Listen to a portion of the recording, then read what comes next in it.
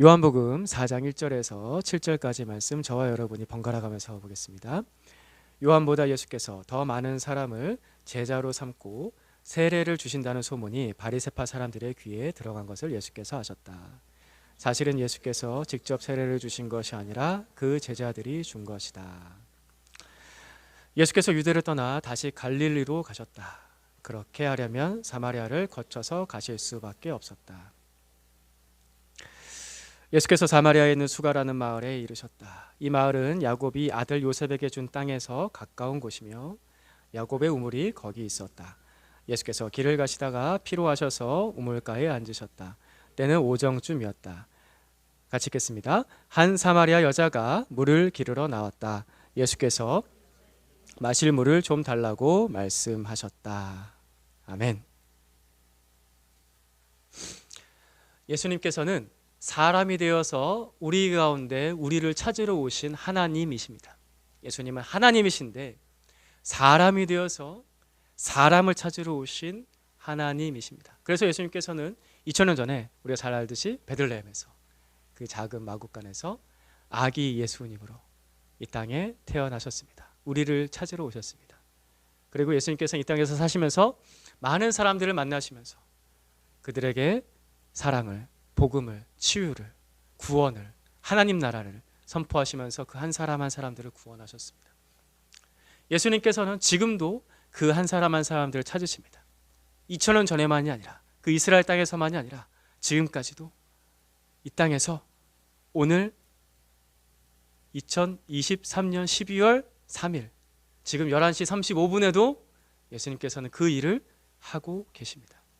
그리고 예수님은 이 찾으시는 일을 쉬지 않으시고 마침내 마지막 날에 우리 예수님 마지막 날에 다시 오셔서 우리 모든 사람들을 찾아내실 것입니다. 그분의 구원을 완성하실 것입니다. 내 이름을 하나하나 불러가면서 그 천국으로 우리를 끌어올리실 것입니다. 이것이 예수님께서 우리를 찾아오신 모습입니다.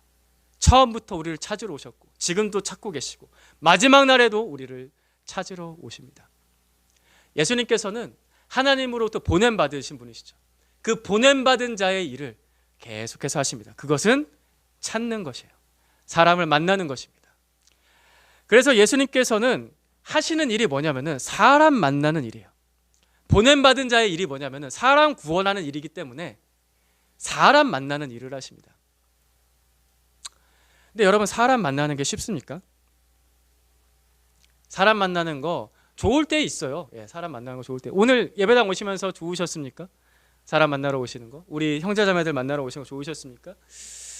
다윗도 그런 기쁨이 있었습니다. 나에게 성전에 올라가자고 할 때 나의 기쁨이 넘쳤다라고 다윗이 시편에서 노래하죠. 내 형제자매가 나와 함께 성전에 올라가자라고 할 때 내가 기뻐하면서 노래하면서 올라갔다라고 시편에 있습니다. 사람들을 만날 때 기쁨이 있습니다. 그런데 때로는 사람 만나는 게 힘들어요. 왜냐하면 우리 마음에는 사랑의 한계가 있기 때문에 사람 만나는 것이 힘들 때가 있습니다. 어떤 사람은 사람 만나는 걸 너무 좋아하는 사람들이 있긴 있어요. 이 성향의 사람들, MBTI 이 성향, 외향적인 사람들 사람 만나는 걸 좋아하죠. I 성향의 사람들은 사람 만나는 걸 특별히 더 힘들어합니다. 내향적인 사람들. 제가 내향적인 사람이에요.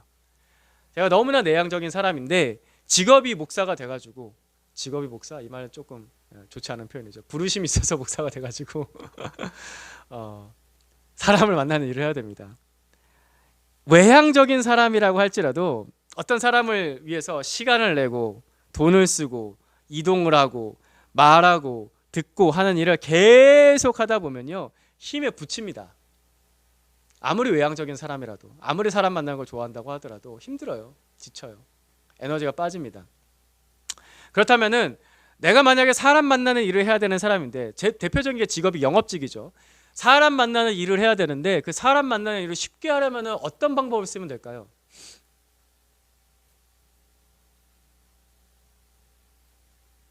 한 사람 한 사람 만나는 게 쉬울까요? 한꺼번에 만나는 게 쉬울까요?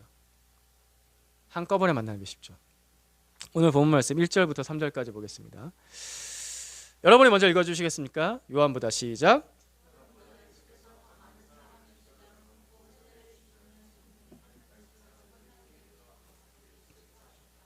사실은 예수께서 직접 세례를 주신 것이 아니라 그 제자들이 준 것이다. 같이 있습니다. 예수께서는 유대를 떠나 다시 갈릴리로 가셨다.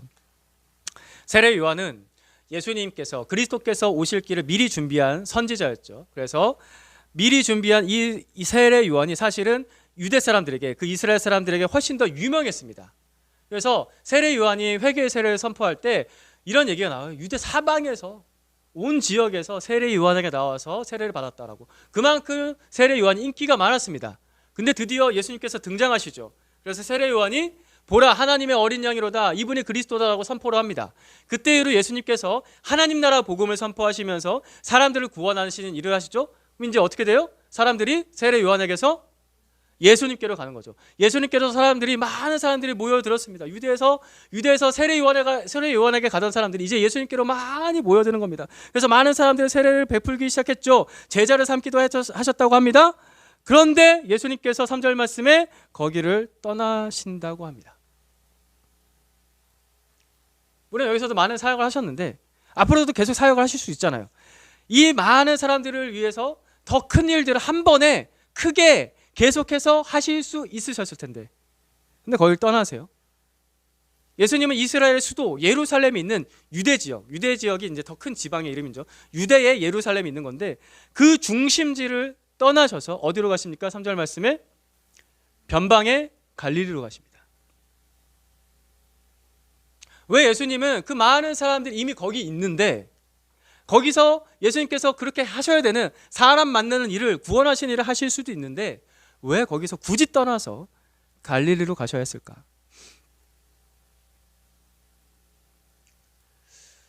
큰 무리가, 큰 군중이 중요하지 않다는 뜻은 전혀 아닙니다. 그 사람들도 사람이잖아요.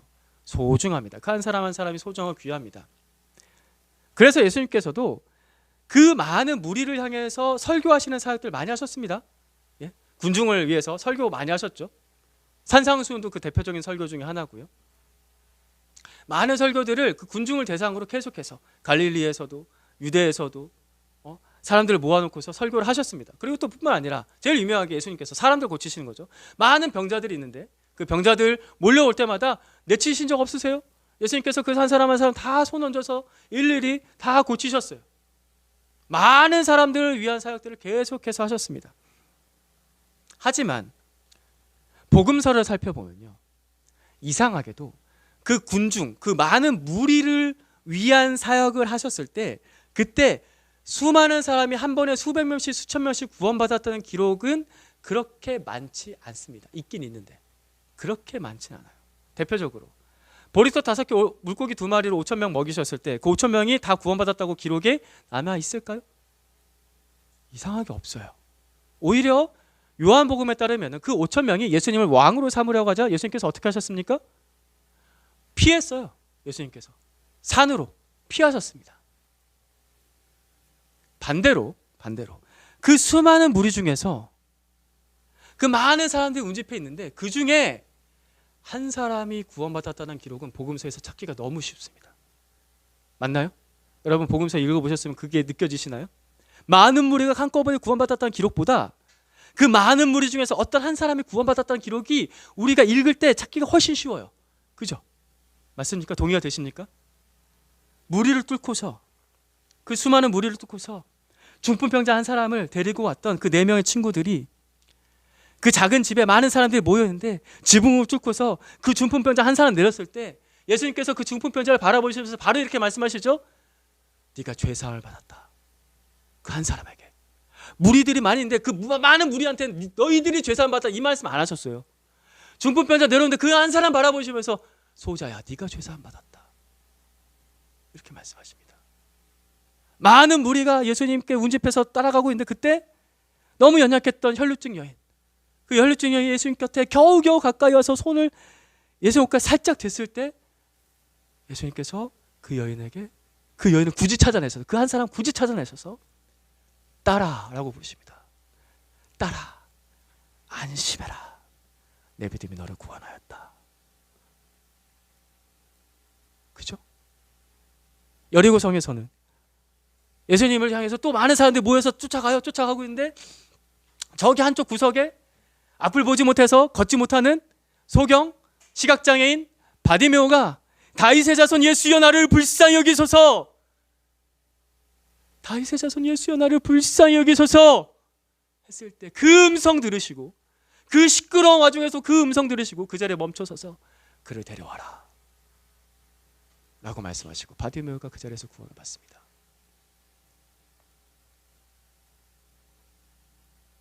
많은 무리 속에서 그 한 사람이 구원받는 얘기가 복음서에 보면 계속해서 나옵니다. 여러분, 여기에 비록 우리가 적은 사람이 오지만 이 적은 사람 가운데서도 여러분의 그 한 사람 되길 축복합니다. 무리 속에 있으면 안 돼요. 나와 예수님의 관계는 늘 1대1입니다. 다시 한 번 더 말씀드리지만 무리가 전혀 중요하지 않다는 게 아닙니다. 예수님께서 어떤 사람을 구원하실 때는 늘 1대1로 한 사람 한 사람, 한 사람 한 사람, 이게 예수님의 방법이어서 그래요. 그러니까 여러분들이 예배 드릴 때나 교회 안에 있을 때나 또 여러분이 가진 개념 중에서 하나님이 온 세상을 사랑하시지 라는 그 대중 속에 무리 속에 숨는 개념을 가지지 마시고, 하나님께서 온 세상을 사랑하신 것은 맞지만 그 중에 나 한 사람을 사랑하신다, 나를 위한 사랑이 있다 라고 믿으세요. 많은 사람을 위한 사랑이 있다라고 그렇게 이해하지 마시고, 그것도 맞지만 나를 위한 사랑이 있다라고 믿으세요. 따라해봅시다. 나를 위한 예수님의 사랑이 있습니다. 여기 있는 한 사람 한 사람을 위한 예수님의 사랑이 있습니다. 그래서 오늘 말씀에서도 예수님께서는 유대의 많은 사람들을 떠나서 그 한 사람을 찾아가시는 거예요. 왜냐하면 예수님의 구원 방법이기 때문에. 오늘 말씀 3절에서 6절까지 말씀 다시 또 보겠습니다. 3절 제가 읽겠습니다. 번갈아 가면서 읽습니다. 예수께서는 유대를 떠나 다시 갈릴리로 가셨다. 그렇게 하려면 사마리아를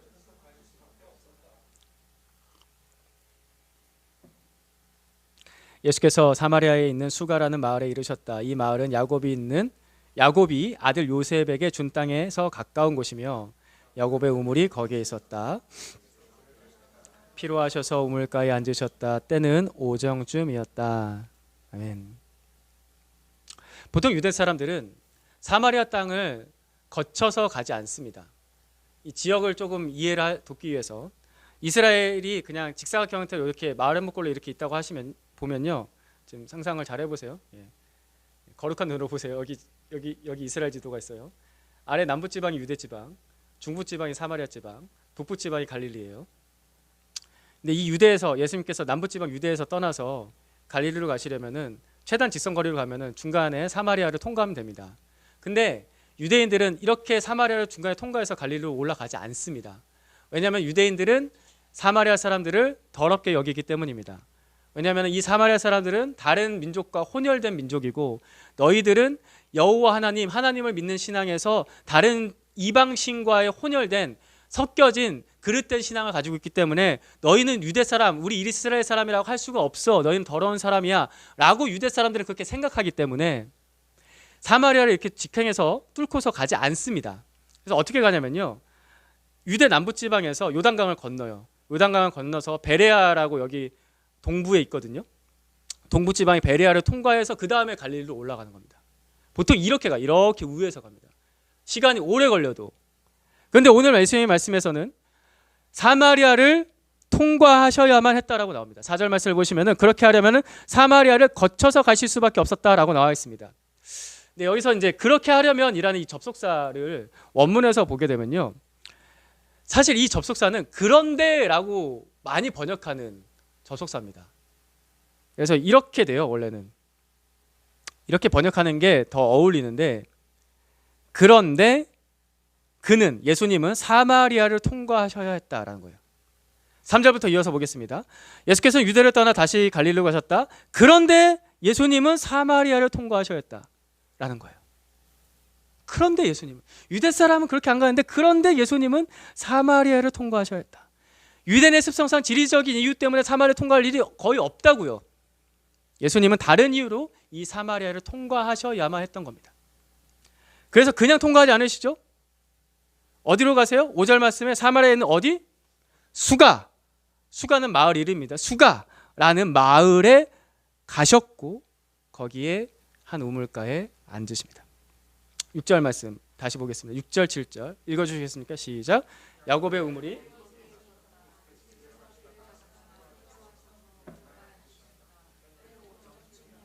한 사마리아 여자가 물을 기르러 왔다. 예수께서 그 여자에게 마실 물을 좀 달라고 말씀하셨다.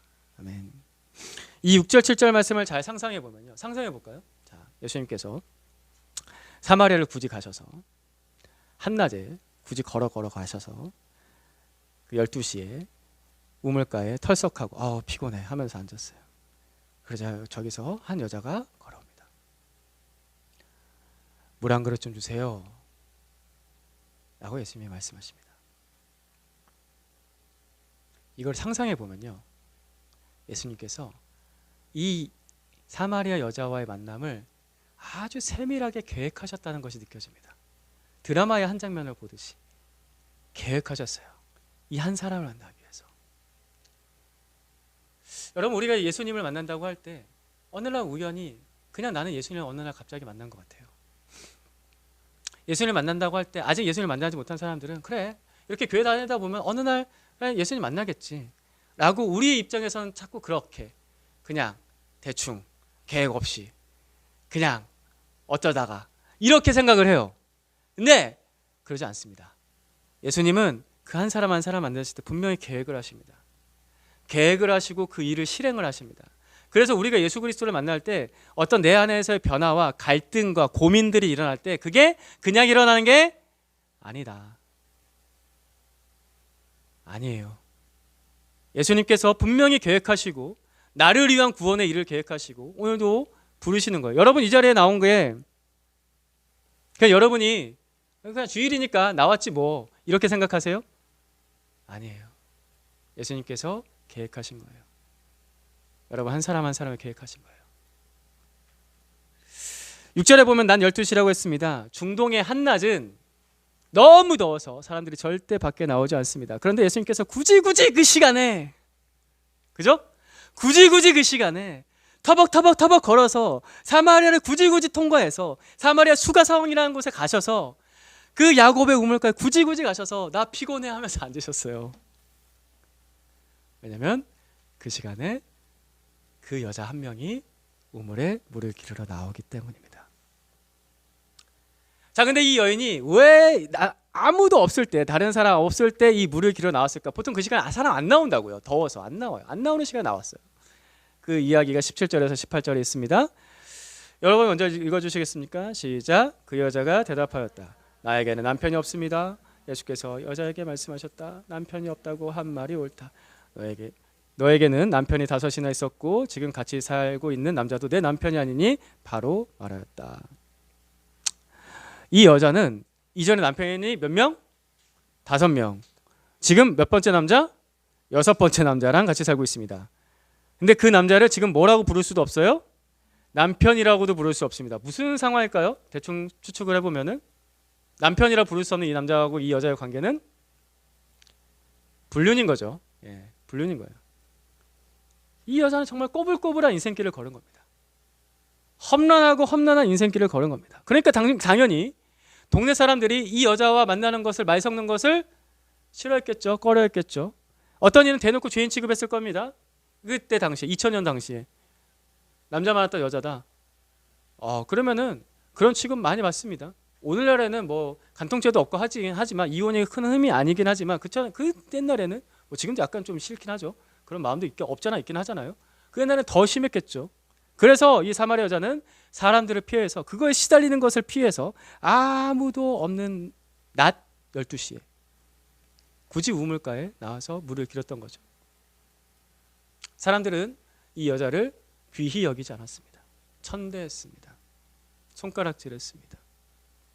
이 여자를 소중히 여기는 사람이 없습니다. 심지어 지금 살고 있는 6번째 남자도 남편이라 부를 수 없을 만큼 제대로 된 사랑을 받아보지 못했던 사람입니다. 그러나 예수님께서는 이 여자를 귀하게 여기셨습니다. 소중하게 여기셨습니다. 그래서 예수님은 그 사마리아를 통과하셔야만 했던 겁니다. 이 여자가 소중했기 때문에. 예수님께서 왜 이 땅에 아기 예수로 굳이 이 더러운 땅에, 사마리아보다 더 더러운 땅에 왜 사람이 되셔서 이 땅까지 굳이 오셨을까? 예수님께는 죄인이 소중하기 때문입니다. 구원받아야 될 죄인이 소중하기 때문에. 그가 누구예요? 그 누구예요? 나예요. 이 더러운 땅에 굳이 통과해서 걸어서 이 땅까지 오신 것은 이 죄인이 귀하기 때문에, 구원받아야 되기 때문에. 예수님께는 한 사람이 귀합니다. 다시 한 번 더 말씀드립니다. 여러분 예수님께 귀해요. 소중해요. 그렇게 사마리아를 통과해서 이 더운 한낮의 우물가로 예수님께서 그 사람을 귀하게 여기시면서 걸어 가셨습니다. 조금 더 객관화시켜서 조금 얘기해 보면요, 얼마나 귀하게 여기셨을까? 요한복음 4장이요 총 54절이에요. 꽤 깁니다. 54절인데 그 중에서 이 사마리아 여인과의 일이 1절부터 42절까지예요. 54절 중에서 42절까지가 이 여자 한 명과의 관련된 이야기입니다. 내용이 굉장히 길죠. 나머지 12구절이 잠깐 다른 얘기예요. 그러니까 요한복음 4장은 한 장이 이 여자 한 명을 위해서 기록되었다고 해도 과언이 아닐 정도로 그렇게 많이 기록이 되었어요. 그리고 유대인은 사마리아에 통과하지도 않고 거기 머물지도 당연히 않겠죠. 근데 이 이야기들을 읽다 보면요, 마지막 40절쯤에 보면 어떻게 나와 있냐면은 그 사마리아에 며칠을 머무셨다고 나와 있냐면은, 성경 가지신 분들 한번 찾아보세요. 요한복음 4장 40절 말씀 보시면은 며칠 머무셨다고 다녔어요? 이틀 머무셨다고 나와 있어요. 하루도 아니고 이틀을. 누가? 유대인들이, 그 중에 12 제자도 있었을 텐데 12제자 유대인들이 그게 편했을까요? 불편했겠죠. 근데 예수님께서 참아, 나 오늘 이 여자 만나러 왔어. 여기에 구원받을 사람도 있어. 참아. 너희들 유대인이라고 불편할 텐데 참아. 나는 이 죄인 구하러 나왔어. 참아. 내가 너희들 참아준 게 얼마나 많은데 너희도 참아. 불편해 죽겠는데 제자들은 불편해 죽겠는데 예수님 하나도 안 불편하시고 이 여인을 위해서 이틀을 더 머무십니다. 그리고 그 사마리아 사람들 중에 더 구원해야 될 사람들을 위해서 이틀을 더 머무십니다. 예수님께는 한 사람이 소중할 때가 있습니다. 한 사람이 소중할 때가 있습니다. 언제 소중하냐? 용서가 필요한 그 죄인 한 사람을 만날 때 그 사람이 소중합니다. 꼬불꼬불 인생의 그 거친 길을 걸으면서 이 길 잃어버린 그 한 사람을 구원하고자 할 때 그 한 사람이 귀합니다. 왜냐하면 예수님께서는 그 한 사람 구원하라고 보내심을 받았기 때문에. 앞에서 말씀드렸죠? 보내심을 받으신 예수 그리스도께서는 그 보냄받은 자의 일을 계속해서 하십니다. 오늘도, 지금도. 여러분이 세상에서 어떤 대접을 받았든지 어떤 평가를 받았든지 그것은 예수님의 눈에는 전혀 중요하지 않습니다. 여러분 스스로 나에 대해서 어떤 평가를 하든지, 나는 왜 이 모양이지? 난 왜 이것밖에 못하지? 나는 왜 직장이 이것밖에 안 되지? 나는 왜 이것밖에 모르지? 나는 왜 체력이 이것밖에 안 되지? 난 돈이 왜 이것밖에 안 되지? 왜 나는 내 마음의 그릇이 이것밖에 안 되지? 나는 왜 신앙생활을 이 정도밖에 못하는 거지? 라는 생각이 들 때 그 평가는 중요하지 않아요. 전혀 중요하지 않아요. 예수님께서는 그럼에도 불구하고 내가 사랑스럽지 않을 때 나를 사랑하십니다. 그 한 사람을 귀하게 여기시고 나를 사랑하십니다. 우리 한번 더 따라해 봅시다. 나는 예수님께 소중한 죄인입니다. 이게 복음의 역설입니다. 죄인은 소중할 수 없지만 예수님께는 죄인이 소중합니다. 길을 잃으셨습니까? 죄의 용서가 필요하십니까? 구원이 필요하세요? 그렇다면 여러분은 예수님께 소중한 사람입니다. 소중한 사람입니다. 믿으세요. 받아들이세요. 설마 하지 마시고 아멘 하고 받아들이세요. 나는 예수님께 소중한 죄인입니다. 그런데 문제는 뭐냐면요, 그 죄인이 상태가 좋을까요, 안 좋을까요? 여러분 스스로 생각해 보세요. 아까 그 평가, 나를 향한 평가, 상태가 좋으세요, 여러분이? 죄인이 상태가 좋을 리가 있겠어요? 상태가 안 좋아요. 상태가 안 좋다고요. 이 여인의 상태도 좋았을까, 안 좋았을까요? 당연히 안 좋죠. 아까도 말씀드렸죠. 사람들이 만날 꺼려했던 여인이라고요. 손가락질 했던 여인이라고. 당연히 좋지 않아요? 그래서 그 여인의 첫 마디 말이 뭐였냐면, 예수님께 대답하는 첫 마디 말이 뭐였냐면, 그걸 보겠습니다. 7절하고 9절 말씀. 7절, 9절. 7절 먼저 읽어주시겠어요? 시작.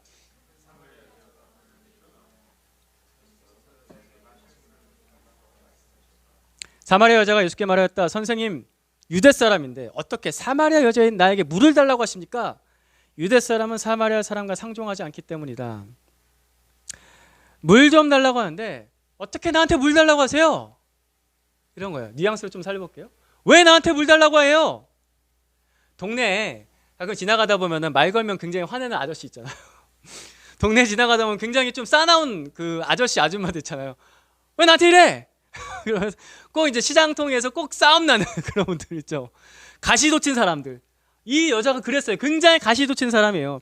아니 물 한 그릇 달라고 하는데 왜 나한테 물 한 그릇 주는 게 뭐가 그렇게 어려워서 왜 나한테 물 달라고 해? 말 걸지 말라는 거예요. 나한테 상관하지 말라는 거예요. 아주 예수님을 차갑게 단칼에 거절을 합니다. 상태가 전혀 좋지 않아요. 우리가 착각하는 거, 상태 좋은 사람이 구원받겠지. 아니에요. 죄인이 구원받아요. 상태 안 좋은 사람이 구원받습니다. 그런데 예수님께서 그 상태 안 좋은 여자에게 이렇게 말씀하세요. 상태 안 좋은 여자라고 아까 좀 어감이 좀 상태 안 좋은 사람에게 남녀 차별 아닙니다. 상태 안 좋은 사람에게 이렇게 말씀하십니다. 10절 말씀 같이 봅니다. 시작. 예수께서 그 여자에게 대답하셨다. 내가 하나님의 선물을 알고 또 너에게 물을 달라는 사람이 누구인지 알았더라면 도리어 내가 그에게 청하였을 것이고 그는 너에게 생수를 주었을 것이다. 저 같으면요. 물 한 잔도 안 주고 왜 나한테 물 달라고 해요? 하면은 무안하고 화가 나서 뭐 이런 사람이 다 있어 하면서 화를 내면서 그냥 가버렸을 것 같아요. 근데 예수님께서는 나는 너에게 하나님의 선물을 주려고 왔어. 나는 너에게 생수를 주려고 왔다. 예수님께서는 이 여자의 필요를 한 번 더 찌르면서 말씀하세요. 예수님께서는 이 여자의 목마름을 한 번 더 찌르면서 말씀하세요. 필요한 얘기를 하시는 거예요. 왜? 예수님은 지금 한 사람을 구원하러 오셨기 때문에 한 번 더 말씀하신 거예요. 왜? 그 사랑 때문에. 그리고 더 구체적으로 모른 채 하실 수 없어서 그 사랑 때문에 이 여자를 모른 채 하실 수 없어서. 예수님은 여러분 모른 채 하지 않으세요. 예수님이 나에게 관심 없다고 생각할 때 종종 있으시죠? 아니에요. 그건 내 생각인 거지. 왜 그렇게 생각하냐면은 내가 하나님을 모른 채 하기 때문에 그래요. 내가 하나님께 관심이 없기 때문에 그걸 투영시킨다고요. 사람은 계속해서. 제가 양육할 때 여러 번 말씀드렸죠. 하나님이 나한테 관심이 없으신 것 같아요. 하나님께서 나를 사랑하시지 않은 것 같아요. 아니에요. 네 마음이 그런 거예요. 당신의 마음이 하나님을 사랑하지 않고 하나님께 관심이 없으니까 하나님이 나한테 관심 없다고 생각하는 거지. 하나님이 나를 사랑하지 않는다고 생각하는 거지. 잘 정리하세요. 여러분 잘 정리하세요. 예수님은 나에게 관심이 있으세요. 예수님 나를 모른 채 하지 않으세요. 예수님은 이 여자를 모른 채 하지 않으셨다고요. 그 가시돋친 사람 다른 사람들 다 모른 채 하고 싶어 했잖아요. 근데 예수님 모른 채 하지 않으셨어요. 그 뜨거운 한낮에 아무도 안 나오는 그 시간에 물을 기르러 나올 수밖에 없었던 그 여인의 그 목마름을 모른 채 하실 수 없었던 거예요. 남자가 5명이나 있었는데 6번째 남자를 만나도 참 사랑을 받아본 적이 없었던 그 안타까운 여인의 목마름을 예수님은 모른 채 하실 수 없었던 거예요. 모른 채 하실 수 없었어요. 예수님은 여러분의 사정도 모른 채 하지 않으십니다.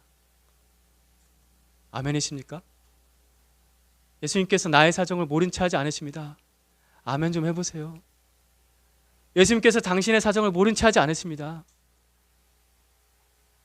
깊은 상처를 받은 그 여인의 목마름을 보신 예수님은 모른 채 하지 않으시고 에이 뭐야 이러지 않으시고 다시 한 번 더 말씀하시는 거예요. 14절 말씀 또 말씀하세요. 예수님이 이렇게 말씀하시거든요. 같이 읽어봅시다. 시작. 그러나 내가 주는 물을 마시는 사람은 영원히 목마르지 아니할 것이다. 내가 주는 물은 그 사람 속에서 영생에 이르게 하는 샘물이 될 것이다. 또 말씀하세요. 난 너에게 하나님의 선물을 주려고 왔어. 나는 너에게 목마르지 않을 물을 주려고 왔어. 내가 너에게 이 물 주려고 온 거야. 예수님께서 우리에게 그렇게 말씀하세요. 그럼 잘 들어야겠죠.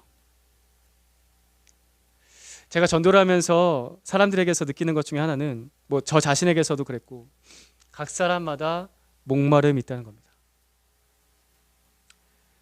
첫 번째는 자기가 목마른지도 모르고 자기가 뭐에 목마른지도 모르는 상태에 일단 있어요. 두 번째는 나이가 좀 목마르다는 걸 조금 느끼셔야 하는데 그 목마름을 어떻게 해결해야 될지 몰라요. 그런 목마름이 사람에게 있어요. 어릴 때는 공부를 하면은 너의 인생의 목마름이 해결될 거야 라고 부모님에게서 들었습니다. 청소년기가 되면요, 어떤 예쁜 연예인, 잘생긴 연예인을 향한 팬심을 가지게 되면은 내 안에 있는, 내 감정에 있는 어떤 목마름이 순간적으로 해결되는 것처럼 느낄 때가 있어요. 그죠? 그럴 때 있었죠. 오빠, 누나 할 때 막 이렇게 카타르시스를 느끼면서 아, 저 사람 너무 마음에 들어, 너무 좋아하면서 내 마음에 뭔가 목마름이 해결될 때를 느낄 때가 있었잖아요. 청년기가 되면요, 연애를 하면, 내가 사랑하는 사람을 만나면 그 사랑하는 사람과 연애를 하면서 내 목마름이 해결된다고 느꼈어요. 그래서 결혼하죠. 미친 거죠. 그 목마름이 진짜 해결될 줄 알고. 그래서 결혼을 합니다. 어른이 되고 나면은 세상의 모든 문제는 뭘로 해결된다? 돈으로 해결된다. 모든 세상 사람들이 그렇게 얘기해요. 돈으로 모든 나의 목마름이 해결될 수 있어라고 세상 사람들이 그렇게 말하니까 나는 아니야라고 말하기 힘들어요. 100명의 사람이 아니 예스라고 할 때 난 아니야라고 할 수 있습니다. 이게 힘들다고요. 그러니까 따라갈 수밖에 없어요. 네, 여러분, 성경은 그것들이, 그 목마름을 해결하는 그 방법들이 다 잠깐이다라고 말합니다. 안개같이 사라진다라고 말합니다. 마치 내가 너무 목이 마른데 100m 달리기를 했어요. 너무 목이 마른데 그때 내 앞에 시원한 콜라 한 잔 있는 거예요. 근데 그게 뭐예요? 탄산음료예요. 더워 죽겠는데 그 탄산음료를, 시원한 탄산을 꾹꾹 삼켜요. 아, 시원해 하면서 느끼지만 곧바로 그 다음에 또 뭐가 찾아와요? 또 다른 더 깊은 갈증이 찾아와요. 내 목이 따갑죠. 달죠. 나에게 지금 필요한 건 뭐예요? 깨끗한 물 한 잔인 거예요. 근데 탄산음료로 계속해서 그걸 해결하려고 하는 거예요. 사마리아 여인 보세요. 이 여자가 남자를 5명 만났어요. 왜 만났을까요? 목이 말라서. 참사랑의 목이 말라서. 6번째 남자를 만나도 목마름을 해결하지 못한 것처럼 사람은 이렇게 자기 목마름이 뭔지도 모르고 목마름을 어떻게 해결할지도 모르는 그런 목마름에 감옥에 갇혀 있어요. 그런데 우리의 목마름을 해결해 줄 분은 유일하게 한 분 계십니다. 예수님입니다. 예수님께서 말씀하시죠. 나는 너에게 목마르지 않을 물을 주려고 왔다. 내가 네 목마름 아는데, 내가 너의 목마름 모른 채 할 수 없어서 너에게 지금 왔는데 나는 너에게 목마르지 않을 물을 주려고 왔어. 이거 마셔. 딴 거 마시지 말고. 이제 제발 딴 거 마시지 말고 이거 마셔. 그러면은 영생에 이르게 하는 그 물을 네 속에서 계속 마시게 될 거야.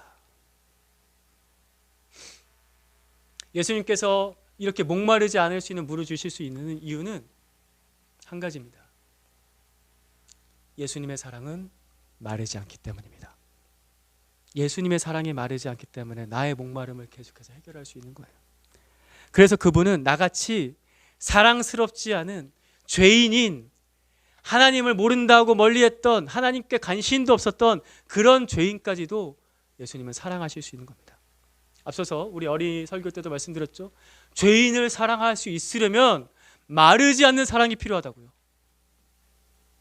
사람의 사랑에는 한계가 있어서 싫은 사람 잘라내고 더러운 사람 멀리하고 손가락질 받아야 될 사람 나도 같이 손가락질하면서 내 안에 있는 사람 그 사람에게 나눠주지 않아요. 내 안에는 한계가 있어서 나에게 좋은 사람, 나에게 마음에 드는 사람, 나에게 잘해주는 사람에게 줄 사랑은 있어도 죄인에게 줄 사랑은 없잖아요. 맞아요? 그거 없어요. 그럼 이 죄인은 누가 사랑해줘요? 나는 도대체 어떻게 구원받아요? 나를 사랑해주는 사람이 없는데. 마르지 않는 예수님의 사랑이 이 죄인도 사랑하게 합니다. 사랑하십니다. 이 죄인을 사랑하세요. 예수님의 사랑은 마르지 않아요. 그래서 사랑받을 자격 없는 나도 사랑하시는 거예요. 예수님께서 2000년 전에 이 땅에 오셨다. 왜 오셨을까? 우리를 구원하시려. 더 깊이 생각해 보세요. 죄인인 나를, 사랑스럽지 않은 나를 마르지 않는 사랑으로 사랑하시기 때문에 이 땅까지 오신 거예요. 그리고 지금 예수님의 복음을 듣고 있는 여러분은 그 마르지 않는 사랑을 받고 있는 겁니다. 그 앞에 있는 거예요. 앞에 있으면 받으시고요. 받고 있으면 더 많이 받으세요. 받으세요. 믿음으로. 이건 믿음으로 받는 거예요. 예수님입니다. 예수님이 정답입니다. 예수님이라는 이 답이, 나를 목마르지 않게 하는 그 예수님이라는 답이 내 마음에 울리고 그것이 정답으로 받아들여질 때가 여러분에게 오기를 간절히 바랍니다. 사마리아 여인은 이렇게 들었습니다. 25절 26절 말씀 여러분 읽어주시겠어요? 시작. 여자가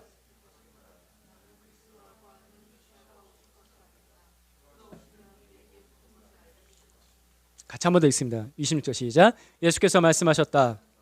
말하고 있는 내가 그다. 내가 그다. 내가 그다. 예수님께서 내가 바로 그 사람이야. 예, 예수님이에요. 예수님이라고요. 나의 모든 질문에 대답을 해줄 수 있는 분 예수님입니다. 내가 사랑스럽지 않을 때, 죄인일 때 나를 완전하게 사랑해 줄 수 있는 분 예수님입니다. 내가 그다 라고 말씀하시잖아요. 나의 모든 목마름을 해결해 줄 수 있는 분 예수님밖에 없다고요. 이 정답이 내 마음에 비로소 제대로 들리고 울릴 때 그 답답했던 목마름이 한순간에 해결이 됩니다. 그리고 선명해져요. 그래서 대답할 수 있어요. 예, 예수님입니다. 여러분 가슴에 손을 얹고 잠깐 생각해 보세요. 정말 예수님이 나의 정답이십니까?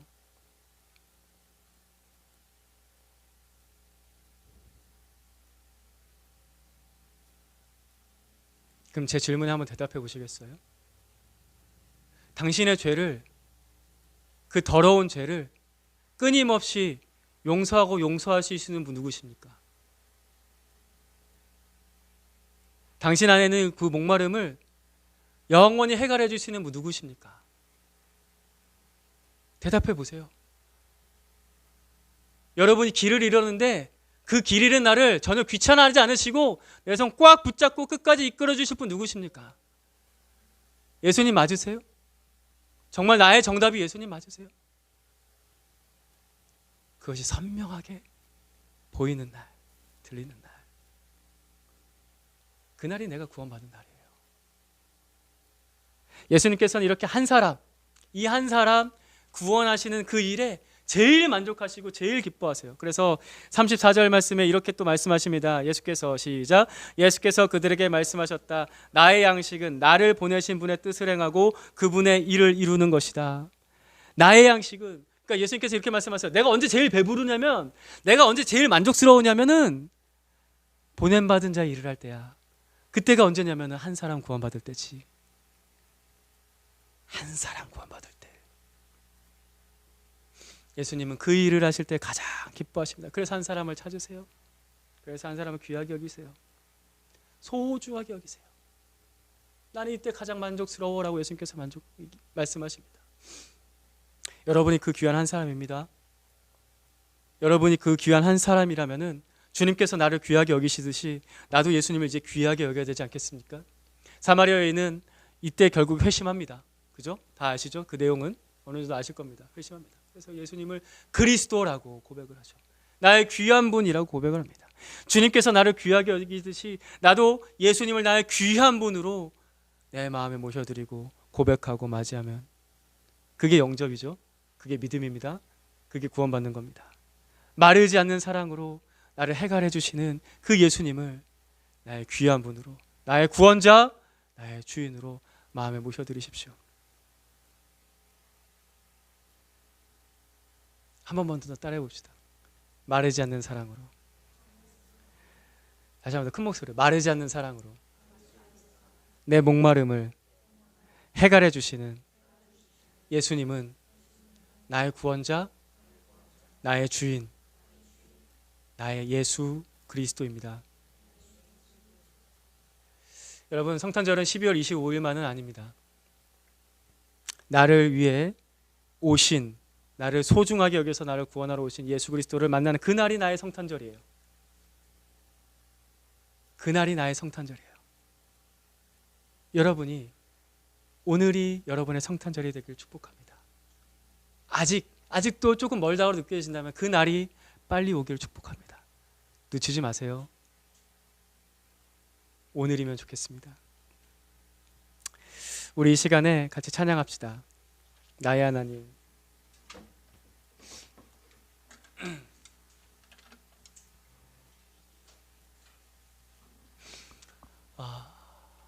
오늘 함께 나눴던 그 모든 설교 내용들이 이 찬양의 고백과 참 어울리는 것 같습니다. 그래서 우리 각자 자신의 고백으로 드리는 마음으로 이 찬양 같이 부르겠습니다.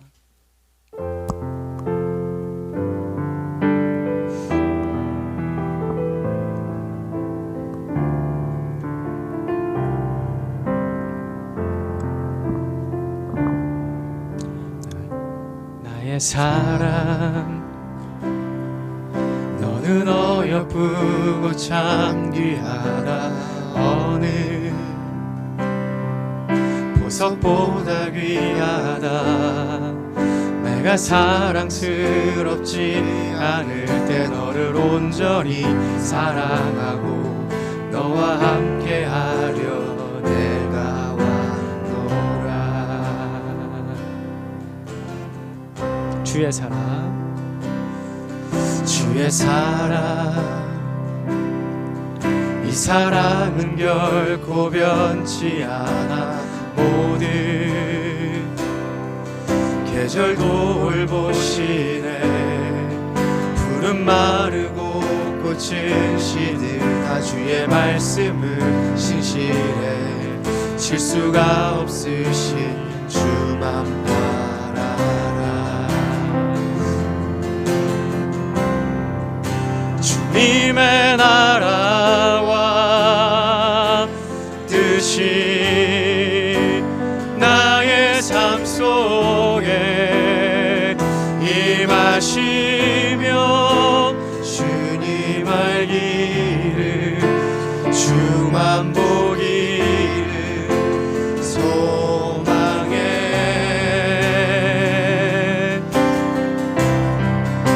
거룩히 살아갈 힘과 두려움 없는 믿음 주신 나의 하나님.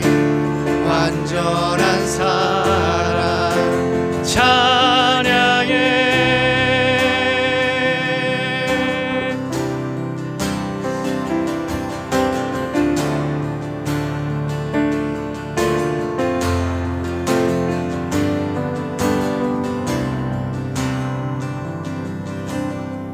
나의 사랑 나의 사랑 너는 어여쁘고 참 귀하다. 어느 보석보다 귀하다. 내가 사랑스럽지 않을 때 너를 온전히 사랑하고 너와 함께하려 내가 왔노라. 다시 한 번 더. 나의 사랑 나의 사랑 너는 어여쁘고 참 귀하다. 어느 보석보다 귀하다. 내가 사랑스럽지 않을 때 너를 온전히 사랑하고 너와 함께하려